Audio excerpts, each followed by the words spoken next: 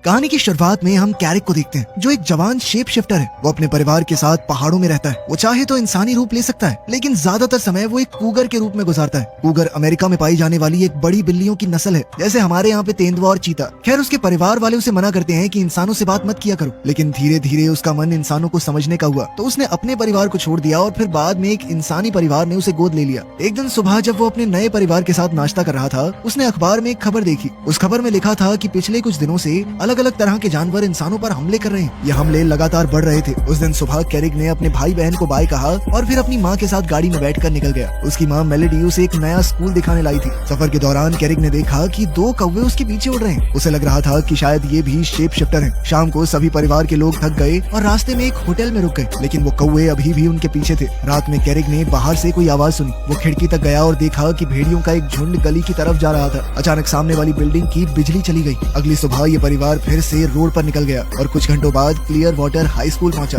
गाड़ी से उतरते ही कैरिक को उस पर शक हुआ। उसने देखा कि वही कौवे जो पीछे लगे थे अब स्कूल के स्टूडेंट बने खड़े हैं। तभी प्रिंसिपल लीजा वहां पर आई और कैरिक का स्वागत किया। उसने कैरिक की माँ से पूछा कि कैरिक आपको मिला कैसे। इस पर एना ने बताया कि उसके असली माँ बाप कभी नहीं मिले। कुछ साल पहले मुझे एक फोन आया कि एक लड़के को रेस्क्यू करना है। जब मैं वहाँ पर गई तो कैरिक बिल्कुल डरा सहमा बैठा था। एना ने उसे बड़े प्यार से समझाते हुए अपने पास बुलाया और कैरिक उसे इतना अच्छा लगा कि उसने अपने पति को मनाया कि इसे हम ही रख लेते हैं ना। कैरिक बाकी किसी पर भरोसा भी नहीं करता था। इसी वजह से एना और उसके पति ने आखिर में उसे गोद ले लिया। जैसे ही कैरिक ने 10th पास की तो मुझे इनविटेशन मिला आपके स्कूल से। उसने सोचा कि शहर से थोड़ा दूर शायद कैरिक खुश रहेगा, क्योंकि अपने पुराने शहर वाले स्कूल में वो ज्यादा खुश नहीं था। खैर, अब लीसा ने एना से कहा कि मुझे कैरिक से अकेले में बात करनी है। एना के जाते ही लीसा ने कहा कि मैं तुम्हारा राज जानती हूँ। उसने बताया कि इस स्कूल में सभी शेप शिफ्टर हैं, तुम भी वही हो, इसीलिए तुम्हें इनविटेशन आया है। मेरे या स्कूल के किसी भी आदमी के आगे अपना राज छुपाने की जरूरत नहीं है।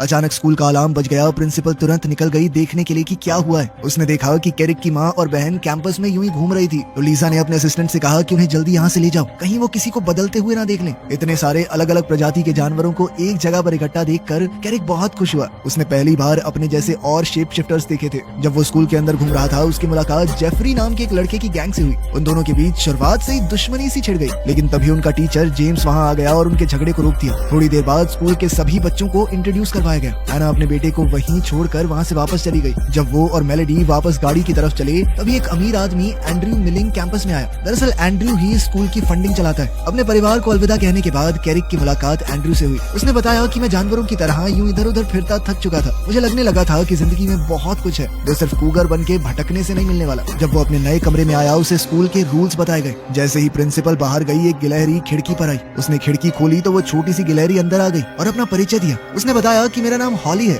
और मुझे अभी के लिए तुम्हारा गाइड बनाया गया है। फिर वो उसे पहली शेप शिफ्टिंग क्लास में ले गई। क्लास शुरू होने से पहले उनके टीचर मिस्टर एलवुड ने सबको याद दिलाया कि अपनी शक्तियाँ सिर्फ क्लास में इस्तेमाल करनी है, बाहर इंसानों के सामने इस्तेमाल करने की इजाजत नहीं है। उनके आगे अपना शरीर बदलना बहुत खतरनाक हो सकता है। तुम्हें पकड़ लिया जाएगा, एक्सपेरिमेंट करेंगे तुम्हारे ऊपर। अब क्योंकि कैरिक स्कूल में नया था, उसे बुलाया गया कि सबके सामने अपना शरीर बदल के दिखाओ। लेकिन उसके कुछ करने से पहले ही ब्रैंडन नाम का एक लड़का बदलकर जंगली भैंसा बन गया। उसका अपनी शक्तियों पर थोड़ा कम कंट्रोल था। इसी वजह से वो ज्यादा देर तक इंसानी रूप में नहीं रह पाता था। जब कैरिक ने देखा कि ये लड़का कितनी आसानी से रूप बदलता है, तो उसका कॉन्फिडेंस थोड़ा गिर गया। उसने बहुत समय से अपना रूप नहीं बदला था, लेकिन तभी लीसा ने उसकी मदद की। उसने कैरिक को उसकी पुरानी जिंदगी याद दिलाई, जब वो अपने माँ बाप के साथ जंगल में घूमता था, भागता दौड़ता था। ये सब सुनकर कैरिक ने भी अपना असली रूप दिखाया। इसके बाद प्रिंसिपल ने सभी बच्चों से अपना रूप बदलने को कहा। तब कैरिक को समझ आया कि जेफरी और उसके दोस्त साथ में इसलिए रहते हैं क्योंकि वो भेड़ियों का एक झुंड है। उस वक्त लीसा ने कहा कि तुम धीरे धीरे अपने इंसान और जानवर वाले रूप को बैलेंस करना सीख जाओगे। कुछ घंटे बाद जब वो अपने कमरे में आराम कर रहा था, तब ब्रैंडन वहाँ आया। उसने बताया कि वो कैरिक का नया रूममेट है। तभी अचानक से हॉली भी वहाँ टपक पड़ी और कहने लगी कि अब कैफेटेरिया जाने का वक्त हो गया है। खाने के बाद कैरिक की मुलाकात डोरियन से हुई। डोरियन एक लड़का है जो बिल्ली बन सकता है। स्कूल में आने से पहले वो एक इंसानी परिवार के घर पर पालतू बन के रह रहा था, लेकिन फिर एक दिन उन्होंने मछली वाला कैन मुझे खुद खोलते हुए देख लिया, फिर निकाल दिया घर से। अब कैरिक का माउंटेन लायन वाला रूप सबके सामने आ गया था। अब वो बहुत खतरनाक जानवर था, तो सभी बच्चे उसकी इज्जत करने लगे, लेकिन साथ ही जो बच्चे कमजोर जानवर बनते थे वो उससे डरने लगे। इस वजह से कई बच्चे उससे दूर रहने लगे, क्योंकि वो उनके लिए खतरा था। ब्यू नाम का एक लड़का जो कि एक छोटे से प्यारे खरगोश में बदलता है, हमेशा बहुत डरा डरा रहता। कैरिक ने देखा कि जेफरी अपने दोस्तों के साथ उसे परेशान कर रहा है। ये देखकर कैरिक वहाँ गया और ब्यू को उन भेड़ियों से बचाया। दोनों गुटों में लड़ाई होने ही वाली थी कि तभी उनका टीचर जेम्स वहाँ आ गया। उस रात जब कैरिक अपने परिवार का सपना देख रहा था, तो ब्रैंडन ने अचानक उसे जगा दिया। नींद में ही ब्रैंडन का रूप बदल गया और उसने बिस्तर तोड़ दिया। उसने बताया कि हफ्ते में 1-2 बार होता है भाई, तो तेरी नींद तोड़ने के लिए एडवांस में सॉरी। ये सुनकर कैरिक सोचने लगा कि अगली कुछ रातें इतनी इतनी आरामदायक तो नहीं होने वाली। अगली सुबह कॉम्बैट क्लास में बर्था और ब्रैंडन को लड़ाई के लिए बुलाया गया, लेकिन ब्रैंडन अपना जंगली भैंसा लड़ने से पहले ही भाग गया। उसने कहा कि मैं लड़ाई वड़ाई में विश्वास नहीं करता, प्यार से नहीं रह सकते क्या हम। अब उसकी जगह पर कैरिक को बुलाया गया। जब टीचर ने देखा कि कैरिक को अपनी शक्तियों पर भरोसा नहीं है, तब आंद्रे वहाँ पर आया। उसने उसे एक छोटी सी पोटली दिखाई जिसके अंदर एक कूगर का पेशाब है और कहा कि इसे ध्यान से सूंघो। कैरिक ने ऐसा किया और तुरंत उसका रूप बदल गया। लड़ाई के मैदान में आकर छोटा होने के बावजूद उसने बर्था को अपनी ताकत दिखाई। इसके बाद लीरॉय और डोरियन को बुलाया गया, लेकिन जैसे ही डोरियन ने स्कंक को सूंघा वो तुरंत वहाँ से भाग गया और लड़ाई छोड़ दी। इस तरह लीरॉय आसानी से जीत गया।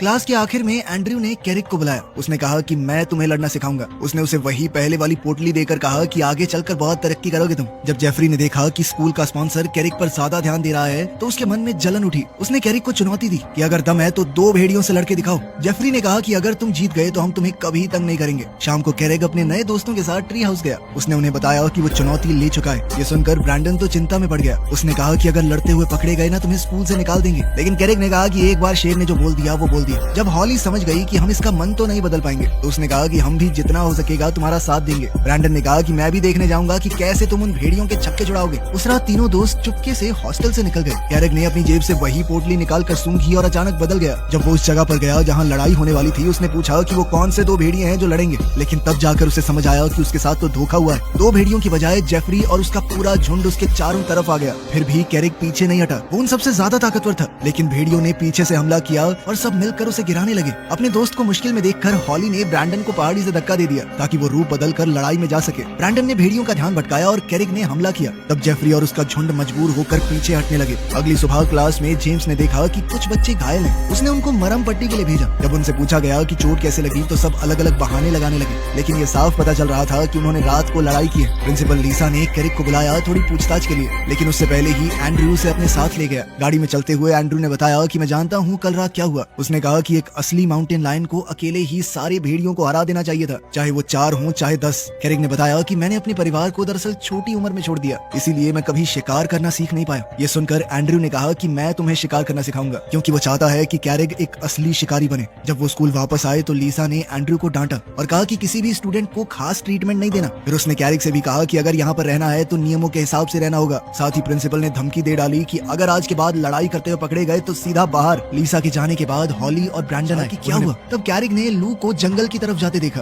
वो तुरंत उसके पीछे गया। दोनों ने टीचर्स को बात करते सुना। वो कह रहे थे कि जानवरों के हमले इंसानों पर बढ़ रहे हैं, जो कि बहुत अजीब बात है। जानवर शहर में जाकर क्या करेंगे? जरूर इसमें शेप शिफ्टर्स का हाथ है। परेशानी ये है कि अगर इंसानों को उनके बारे में पता चल गया तो दोनों प्रजातियों का एक साथ रहना नामुमकिन हो जाएगा। इंसान जिस चीज को समझ नहीं पाते उससे डरते हैं और फिर वो उन्हें खत्म करने लग जाएंगे। इसीलिए अब लीसा और वुड वॉकर काउंसिल को एक प्लान बनाना है जिससे और हमले ना हो।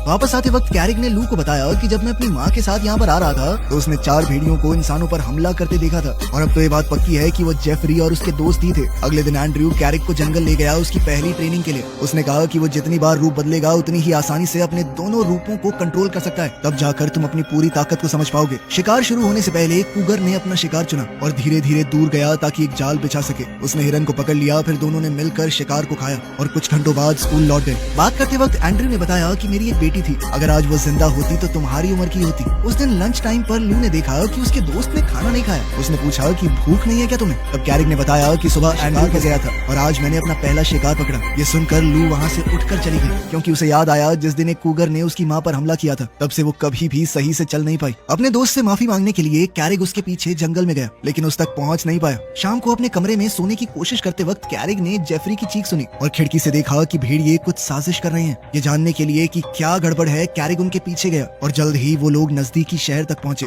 वहाँ भेड़िए ने एक सिक्योरिटी गार्ड को डराकर फैक्ट्री में घुसने की कोशिश की। तभी कैरिक ने उनको रंगे हाथों पकड़ लिया। जैसे ही भेड़ियों को पता चला कि कोई उनका पीछा कर रहा है, उन्होंने मिलकर कैरिक पर हमला करने का फैसला किया, लेकिन सही वक्त पर एंड्रयू वहाँ आ गया और लड़ाई शुरू होने से पहले ही रोक दी। उसने तुरंत सभी बच्चों को गाड़ी में बैठने को कहा। जब भेड़िए वापस स्कूल पहुंचे, कैरिक को एक प्राइवेट बातचीत के लिए बुलाया गया। तब कैरिक को सच पता चला, दरअसल इन सभी हमलों के पीछे एंड्रयू का हाथ है। ये जानकर कैरिक उदास हो गया। उसने कहा कि मुझे आपके ऊपर भरोसा नहीं करना चाहिए था। दरअसल कुछ साल पहले एंड्रयू ने अपनी पत्नी और बेटी को खो दिया था। जब वो जंगल में घूम रहे थे तो एक शिकारी ने उन्हें मार डाला। तभी से वो इंसानों से नफरत करने लगा, क्योंकि उसके हिसाब से इंसानों ने दुनिया पर कब्जा कर लिया है। वो जानवरों को दबा रहे हैं। न जाने कितने जानवर तो खत्म ही हो गए। पिछले 50 सालों में बहुत सारे शेप शिफ्टर्स ने इंसान बनकर इस तरह के नियम कानून लाने की कोशिश की कि जंगल और जानवर बच सकें, लेकिन फिर भी कुछ नहीं बदला, बल्कि चीजें और खराब होने लगी। इस वजह से एंड्रयू को चीजें अब अपने हाथ में लेनी पड़ी। उसी वक्त शीला खाना सर्व करने आई। कैरिक ने देखा कि शीला ने एक नकली पैर पहना है। एंड्रयू ने बताया कि शीला असल में एक नागिन है। जब वो अपने जानवर रूप में कहीं जा रही थी तो किसी ने उसके ऊपर गाड़ी चढ़ा दी। इंसानों को ऑफ रोडिंग करनी है। खाना खाते वक्त एंड्रयू ने कैरिक को अपने प्रोजेक्ट में शामिल होने को कहा, लेकिन कैरिक ने कहा कि मैं किसी को चोट नहीं पहुंचाना चाहता। इस पर एंड्रयू बोला कि मेरा मकसद इंसानों को दुख देना नहीं है, बल्कि उनकी मशीन्स को खराब करना है, ताकि वो नए नए प्रोजेक्ट चलाकर जानवरों को नुकसान न पहुंचाएं। इसके बाद कैरिक ने कहा कि मैं इस बारे में सोचूंगा,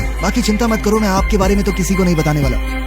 अगले दिन सुबह कैरिक ने ब्रैंडन की प्रैक्टिस में मदद की। जंगल में दौड़ते वक्त रास्ते में सब तोड़ते हुए जंगली भैंसा कैरिक के माँ बाप की गाड़ी से टकरा गया, जो अपने बेटी से मिलने के लिए स्कूल आ रहे थे। मौका मिलने पर ब्रैंडन उसके परिवार से माफी मांगने लगा, सर एक्सीडेंट के लिए सॉरी। लेकिन तभी बीच में कैरिक कूद पड़ा। उसने कहा कि ये सबका दुख अपना दुख समझता है, बहुत अच्छा इंसान है, आओ मैं आपको अपना कमरा दिखाता हूँ। जैसे ही वो कमरे में गए, एना ने देखा कि ये गिलहरी उसका सामान खंगाल रही है। तभी अचानक प्रिंसिपल वहाँ आ गई। उसने उन सबसे कहा कि मिलने जुलने का टाइम हमारा फिक्स है, आप लोग ऐसे ही कभी भी नहीं आ सकते। जाने से पहले कैरिक की माँ ने कहा कि हम पूरे हफ्ते पास वाले शहर में ही रुकेंगे, और अपने बेटे को भी साथ में ट्रिप पर चलने के लिए बुलाया। कैरिक ने इसके लिए तुरंत हाँ कह दी और अपने परिवार को अलविदा कहा, क्योंकि उन सबको जाकर अपनी गाड़ी ठीक करवानी है। परिवार के जाते ही कैरिक को एंड्रयू का फोन आया। उसने कैरिक से कहा कि इस हफ्ते हम कुछ करने वाले हैं, चलोगे? लेकिन कैरिक ने कहा कि इस वीकेंड पर मैं अपने माँ बाप के साथ जाऊंगा, और मुझे वो इंसानों को नुकसान पहुंचाने वाला आइडिया कुछ पसंद नहीं आया। ये सुनकर एंड्रयू ने तुरंत फोन काट दिया। अब कैरिक अपना मन थोड़ा ठीक करने के लिए जंगल में चला गया। कुछ घंटे बाद वो कई मील चल चुका था। अभी अचानक विंग वहाँ आया और उसे बताया कि सब तुम्हारे गायब होने से परेशान है। तभी एक ड्रोन दिखाई दिया और विंग ने जल्दी से कैरिक से कहा कि जल्दी से भाग जा, क्योंकि एक शिकारी ने उनका पीछा करते हुए कुत्ते भेजे हैं। कुछ मिनटों बाद वो कूगर जाकर एक पेड़ के ऊपर चढ़ गया, लेकिन ड्रोन उसका पीछा करता रहा। अपने दोस्त की मदद करने के लिए विंग ने उस ड्रोन को तोड़ दिया और कैरिक भागता रहा। थोड़ी देर दौड़ने के बाद वो रुककर आराम करने लगा। तब शैडो ने उसको कपड़े फेंके ताकि वो वापस इंसानी रूप ले सके। अपने दोस्तों की मदद से लड़का सुरक्षित वापस स्कूल लौट आया, लेकिन कैंपस में वापस घुसने से पहले ही वो थक कर बेहोश हो गया। किस्मत से एंड्रयू से मिल गया। वो उसे अपने घर ले गया ताकि वो आराम कर सके। जब वो उठा तो कैरिक ने उसे सब बताया कि जंगल में क्या हुआ। तब वो सोच में पड़ गया कि शायद उसके असली परिवार को भी ऐसे ही शिकारियों ने मार दिया होगा, बिल्कुल वैसे ही जैसे एंड्रयू की बेटी और पत्नी को मार दिया। ये सोचकर उसे इतना गुस्सा आया कि वो इंसानों के खिलाफ लड़ने को पूरी तरह तैयार हो गया। अपने मिशन पर निकलने से पहले कैरिक को पता चला कि एंड्रयू ने कुछ शेप शिफ्टर्स को भेजा है, जो उसके असली परिवार को ढूंढने की कोशिश कर रहे हैं। एंड्रयू ने वादा किया कि अगर वो जिंदा हुए तो जल्द ही मिल जाएंगे। थोड़ी देर बाद कैरिक को अपनी माँ का फोन आया। उसने कह दिया कि मुझे बहुत काम मिल गया स्कूल से, मैं घूमने नहीं चल पाऊंगा। अचानक ब्रैंडन और हॉली वहाँ आ गए। वो कहने लगी कि हमें अपने दोस्त की चिंता हो रही है, लेकिन कैरिक ने उन्हें वहाँ से चले जाने को कहा।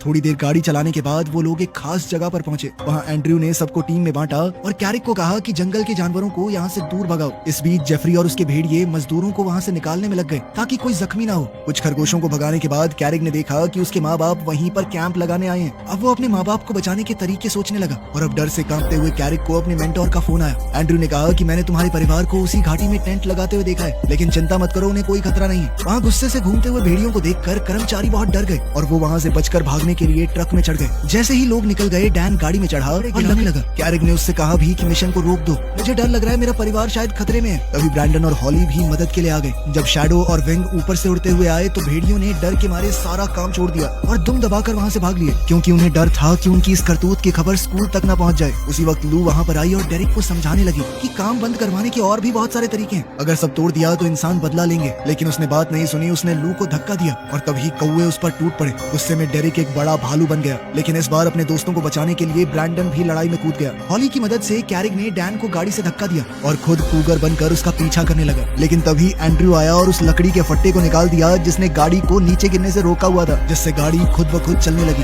कैरिक की बगावत देखकर एंड्रयू उस पर चढ़ गया और दोनों में लड़ाई शुरू हो गई। लेकिन जैसे ही कैरिक ने देखा कि लकड़ी के बड़े टुकड़े घाटी की तरफ उसके परिवार की तरफ जा रहे हैं, उसने लड़ाई छोड़ दी और जान जोखिम में डालकर उन्हें बचाने भागा। ऊपर से गिरती हुई लकड़ी की आवाज सुनकर एना ने सबको छुपने के लिए कहा, लेकिन मेलेडी अपनी माँ की चीख नहीं सुन पाई क्योंकि उसने हेडफोन्स लगाए हुए थे। लकड़ी को अपनी तरफ आता देखकर मेलेडी चीखने लगी। एन वक्त पर कूद कर उसे बचा लिया। डर के मारे एना अपनी बेटी को ढूंढने निकली और जब मेलेडी को जिंदा देखा तो सुकून की सांस ली। मेलेडी ने कहा कि ये कूगर ने मुझे धक्का देकर बचाया है, लेकिन उसके पिता को उसकी बात पर यकीन नहीं हुआ। उसने सोचा कि उसकी बेटी डर के मारे कुछ भी बोल रही है। कुछ मिनटों बाद लू और उसके दोस्तों ने जंगल में कैरिक को बेहोश पाया और डर गए कि उनका दोस्त मर तो नहीं गया। लेकिन जैसे ही उस माउंटेन लायन ने अपनी आंखें खोली, सबको सुकून मिला। कैरिक तुरंत अपने परिवार को देखने के लिए दौड़ा कि वो ठीक तो हैं। तब एंड्रयू वहाँ आया और कहने लगा कि मैं पास ही में एक लड़के के साथ वॉक कर रहा था, तब मैंने ये एक्सीडेंट देखा। उसने तुरंत हेलीकॉप्टर बुलाया ताकि परिवार को हॉस्पिटल भेज सके। सब लोग सुरक्षित वहाँ से निकल गए। अपने माँ बाप को सुरक्षित जाता देख कैरिक गुस्से में आ गया। उसने कहा कि मैं प्रिंसिपल को बता दूंगा इसका असली जिम्मेदार कौन है। अपना राज छुपाने के लिए एंड्रयू ने कहा कि मैंने तुम्हारे असली परिवार को ढूंढ लिया है, लेकिन वो कहाँ है मैं तुम्हें तभी बताऊंगा अगर तुम वादा करो कि आज जो कुछ भी हुआ वो तुम किसी को नहीं बताओगे। अब कैरिक को ना चाहते हुए भी चुप रहना पड़ा। जब बच्चे स्कूल वापस पहुंचे तो सबने उनका हीरोज की तरह स्वागत किया क्योंकि उन्होंने इंसानों के साथ होने वाले एक युद्ध को पहले ही रोक दिया था। वीडियो पसंद आई तो लाइक कर देना, चैनल को सब्सक्राइब कर लेना। मिलते हैं अगली वीडियो में।